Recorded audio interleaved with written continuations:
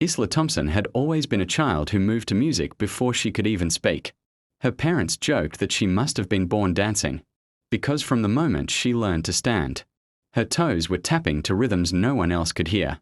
By the age of 12, Isla had already won several school talent shows in her small town in Yorkshire.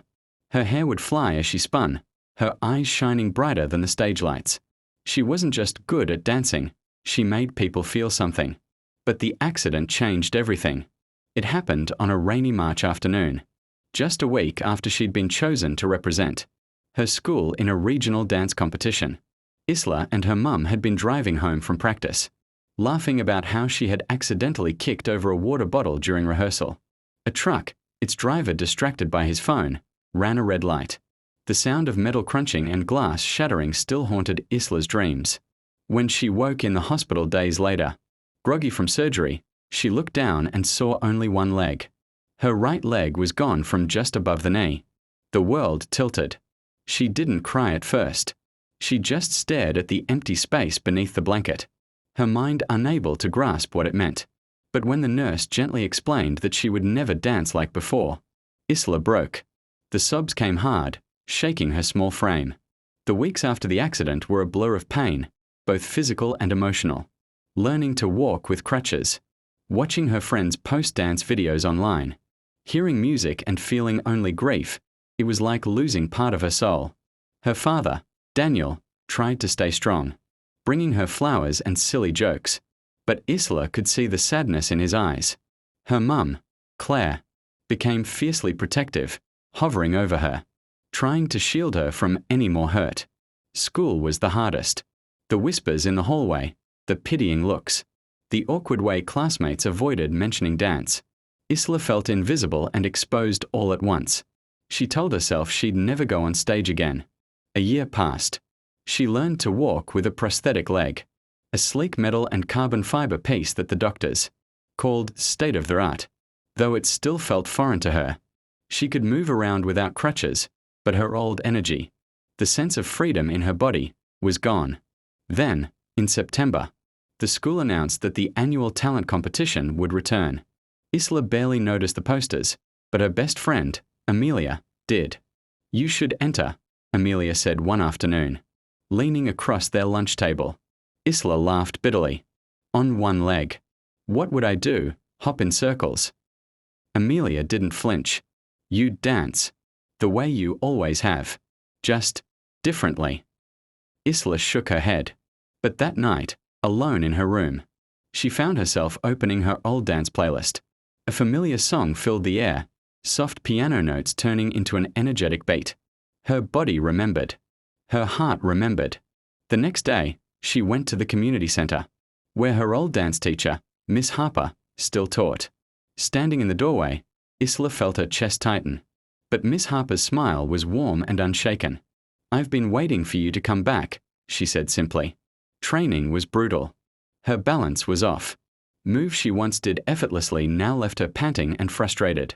Sometimes she would throw off her prosthetic and sit on the floor, tears streaming down her cheeks. But Miss Harper never let her quit. "Dance isn't about legs," she would say. "It's about heart. And yours is still here." Slowly, Isla began creating a routine built around her new reality. She learned to use her crutches as part of the choreography, turning them into props that added power to her spins. She discovered the beauty in stillness, the emotion in a simple gesture. Weeks passed. The competition drew closer. Isla kept her participation a secret from most classmates, not wanting to face judgment before she even stepped on stage. When the night came, the auditorium buzzed with chatter. Performers came and went, singers, comedians, a boy who juggled fire, to the horror of the teachers. Backstage, Isla's heart pounded so hard she thought it might burst. Her name was called. She wheeled her crutches out, then stood center stage. A ripple of surprise went through the audience. Some students whispered. Others looked confused. The music began, the same song she danced to before the accident. At first, she moved slowly, her hands slicing the air with precision, her face a canvas of emotion. Then the beat kicked in, and Isla let go of one crutch, spinning in a controlled arc, her prosthetic gleaming under the lights. The crowd went silent. Not a cough, not a murmur. Every step was deliberate, every movement a declaration. I'm still here. When the final note hit, Isla ended in a strong pose, breathing hard. For a moment, there was only stillness. Then the applause erupted, thunderous, unstoppable. Some people were on their feet, cheering, clapping until their hands must have stung. Miss Harper was crying. Amelia was crying. Even Mr. Lewis, the strict headteacher, wiped at his eyes. When they announced the winner, Isla's name filled the hall. She walked, no, danced, to the stage to accept her trophy, the weight of it warm in her hands. Later, as she stood outside under the cold autumn stars, Amelia hugged her. You didn't just win, Isla. You reminded everyone what real courage looks like. Isla smiled, her heart lighter than it had been in a year. She knew the road ahead wouldn't be easy. There would still be challenges, still moments of doubt. But she also knew something she hadn't before, that she could fall, get back up, and keep moving forward. One more step. One more dance. Always. Isla Thompson had always been the kind of girl who carried a bit of music inside her. Even when she was little, she would sway unconsciously in the supermarket queue, tapping her fingers against her mum's coat while humming some tune only she seemed to know. Her parents used to joke that she must have been born in rhythm. She grew up in a modest 2-story brick house on the outskirts of Leeds, where the street smelled faintly of rain and fresh bread from the corner bakery.